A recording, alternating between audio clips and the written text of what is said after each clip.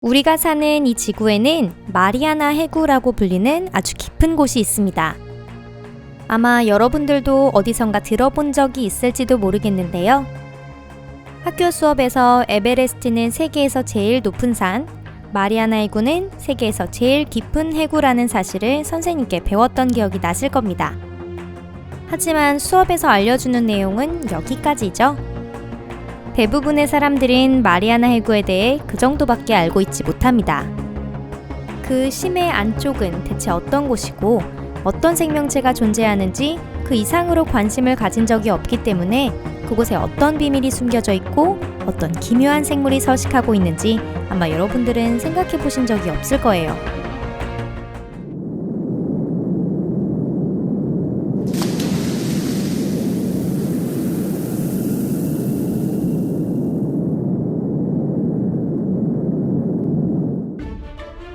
이 해구는 태평양 서쪽에 있는 마리아나 제도 근처에 위치하고 있습니다.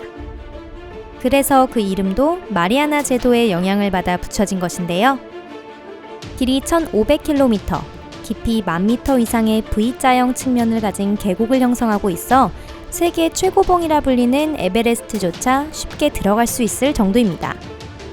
그뿐 아니라 에베레스트를 반대로 뒤집어서 가라앉히더라도 해수면까지 1km 이상의 거리가 있습니다. 오랜 시간 우리 인류는 마리아나 해구는 그저 깊은 어둠에 지배되어 애초부터 생물의 존재는 있을 수 없다고 생각해왔습니다. 하지만 1958년에 소련 해군 함정인 비티아즈호로 인해 그 생각은 완전히 뒤집어졌죠. 과학자들에 의해 무려 수심 7,000m의 생명체가 존재한다는 사실이 밝혀진 것입니다. 그 뒤에 이어진 연구로 마리아나 해구에는 꽤 많은 수의 생물들이 존재하며 그곳에서 오랜 시간 살아왔다는 사실을 알게 되었습니다. 그곳에는 세균과 무척추 동물, 조개류 외에도 정체불명의 거대한 생명체가 서식하고 있었습니다. 그것은 그야말로 현대의 괴물이라고 말할 수 있을 정도였습니다. 또한 1960년에는 스위스의 연구가인 자크 피카르에 의해 마리아나 해구 최심부까지 진입하는 세계 최초의 시도가 이루어졌습니다. 심해 탐사호인 트리에스테오를 사용해 자크와 그의 파트너는 수심 11,000m라는 지구상 최대 깊이로 알려진 챌린저 해역까지 가는 것에 성공하였습니다. 이 용감했던 도전은 단 20분 정도밖에 되지 않았지만 큰 성과를 불러일으켰습니다. 그 두 명에 의해 마리아나 해구 최심부에 존재하는 생명체의 존재가 확실하게 밝혀진 것이죠. 이것은 큰 광풍을 일으켰습니다. 그때까지 이 정도로 깊은 장소에 생명체가 존재하리라고는 아무도 생각하지 못했기 때문입니다. 그도 그럴 것이 해구가 가지는 수압은 지상의 1,100배에 해당하는 압력인데 이는 1제곱센티미터당 3톤의 힘이 가해진다는 뜻이기도 합니다. 이런 압력은 단단한 강철조차 변형시킬 정도입니다. 하지만 그곳에 서식하는 어류들에게는 아무런 영향을 끼치지 못했습니다. 더 놀라운 것은 이 거대한 조개나 과학적으로 규명되지 않은 기묘한 생선들이 이러한 환경에서만 살아간다는 사실입니다. 자크의 발견은 여기에서 그치지 않았습니다. 몇 년 후 자크의 항해 일지가 세상에 공개되었는데 거긴 오싹하고도 끔찍한 사실이 쓰여져 있었습니다. 해구의 최심부를 향해 가며 반 정도 지나온 지점에서 자크 피카르는 이렇게 기록하였습니다. 창밖으로 심해 탐사호와 동행하는 거대한 원반형 물체가 보이고 있다. 이 물체는 이쪽의 존재를 분명하게 인지하고 있다. 물체는 확실한 형태를 띠고 있었기 때문에 자크가 잘못 봤을 가능성은 없었습니다.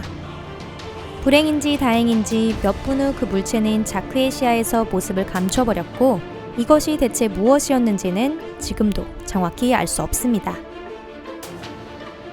자세한 것은 아직 아무것도 밝혀지지 않았지만 자크의 발견에 의해 해저의 미지의 문명 혹은 고대 생명체가 존재하는 것이 아닌가 하는 가설이 나오게 되었습니다. 덧붙여 고대 생명체라고 하면 이런 사례도 있습니다. 1985년 미국의 탐사선 글로마 챌린저호 승무원들에 의해 해구를 조금 더 자세히 조사하게 되었습니다. 이때 고슴도치라 불리는 9m 정도의 구형 무인 탐사기가 해구에 빠졌는데 컴퓨터가 기묘한 소리를 감지함과 동시에 탐사기를 지탱하고 있던 와이어가 갑자기 강한 힘으로 잡아당겨지는 사건이 일어났습니다. 연구가들은 원인을 찾아내기 위해 장치를 올리려고 했지만 이것은 곧바로 올려지지 않았습니다.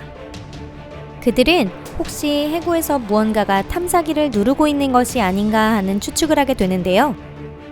작업은 3시간이 걸렸고 정체불명의 힘이 와이어를 떨어뜨려준 덕분에 어떻게든 탐사기를 회수하는 데 성공할 수 있었습니다. 하지만 회수된 탐사기를 본 순간 과학자들은 모두 얼어붙을 수밖에 없었습니다. 무인 탐사기는 마치 해저에 서식하는 괴물의 입속에 있다 나온 것 같은 상태였습니다. 표면에는 물린 듯한 자국이 있었고 철제로 만들어진 와이어는 너덜너덜하게 뜯긴 채였습니다. 이 일은 큰 소동을 불러일으켰습니다. 와이어와 기기의 상태가 너무도 충격적이었기 때문이죠. 승무원들의 동요를 잠재우기 위해서 기기가 바위에 걸려 손상되었다라고 공표할 수밖에 없었는데 그 의도가 무색하게도 선원들은 해저 11km에는 거대하고 엄청난 힘을 가진 무언가가 있다라는 사실을 모두 눈치채고 있었습니다. 확실히 마리아나 해구는 다양한 산에 둘러싸여 있었기 때문에 언뜻 생각하면 그럴싸해 보이는 발표였기도 했지만 연구원들이 조사했던 곳에는 산이 없었습니다. 그곳에는 벼랑이나 그 비슷한 무엇도 없었습니다. 즉, 탐사기가 걸릴 만한 장소는 어디에도 없었다는 말이죠. 게다가 공표된 내용이 사실이라면 무인 탐사기가 충돌을 감지했을 텐데 아무 일도 일어나지 않았던 것이죠. 그리고 기기의 손상 외에도 소름 끼치는 무서운 소리가 났었는데 이에 대해서는 아무도 정확한 설명을 하지 못했습니다. 그 이후 오랜 연구원들의 경험을 체계화하여 과학자들은 전대미문의 가설을 주장하게 됩니다. 바로 와이어와 기체의 손상은 고대에 생존했던 거대 괴물 메가로돈일 가능성이 있다는 내용이었습니다. 선사시대부터 살아온 이 거대 상어는 신장 22m에 그 무게만도 50톤에 이릅니다. 메가로돈은 과거 멸종했다고 알려진 상어의 선조인데 무려 150만 년 전에 멸종된 것으로 알려져 있습니다. 만약 이것이 사실이라면 메가로돈은 멸종하지 않았고 마리아나 해구라는 거처를 찾아 연명하고 있다는 뜻이 됩니다. 이 가설은 이전부터도 존재하고 있었지만 점점 확신으로 바뀌어가고 있었습니다. 그 시점에서 이 지역 과학자들이 손바닥 크기의 거대한 이빨을 발견하고 그것이 메가로돈의 치아라는 것이 판명된 것이죠. 그 후 몇 년 뒤에도 일본의 화물선이 알 수 없는 무언가와 충돌하여 선체가 크게 튀어오르는 사건이 있었습니다. 하지만 사건 당시 바다는 무척 잔잔했고 근처에 산호초나 장애물은 보이지 않았습니다. 또한 이외에도 페데리코 파드레라고 하는 배가 항로를 나아가고 있을 때 엄청난 크기의 물기둥이 목격되었다는 보고도 있습니다. 그곳에 있던 선원들이 얼마나 무서운 경험을 했는지는 상상만으로도 알 수 있을 겁니다. 그리고 이건 가장 최근의 사례인데요. 마리아나 해구로 파견된 과학자들이 마치 다른 행성의 외계인을 연상시키는 거대 해파리를 발견한 것입니다. 긴 촉수를 가진 해파리는 몸체가 빨간색과 노란색으로 빛나고 있었습니다. 과학자들은 이 영상을 비디오에 담는 것에 성공했습니다.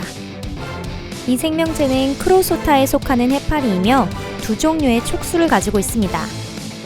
이 비디오 영상에서는 본체는 가만히 있고 촉수가 방사성 모양으로 열리고 있습니다. 이것은 해파리가 사냥감을 잡을 때 취하는 행동이라고 합니다. 이 거대한 해파리는 아직도 수수께끼가 가득한 마리아나 해구의 심층 3,700m 지점에 위치한 에그니마 해산에서 발견되었습니다. 우리들 인류는 허공을 바라보며 멀리 떨어진 행성에서만 외계인을 찾으려고 합니다. 그렇지만 외계인이 있다면 우리 생각보다 훨씬 가까운 곳에 있을지도 모르겠습니다. 결과적으로 현재 해양 연구는 우주 연구만큼이나 성과가 나오지 않고 있어 해명되지 않은 부분이 아직도 많은 연구 분야입니다. 어쩌면 이 모든 현상들이 앞으로 다가올 신비로운 발견들을 미리 시사해주는 것은 아닐까요? 그리고 언젠가는 그에 대해 이야기할 날이 올 수 있을지도 모르겠습니다.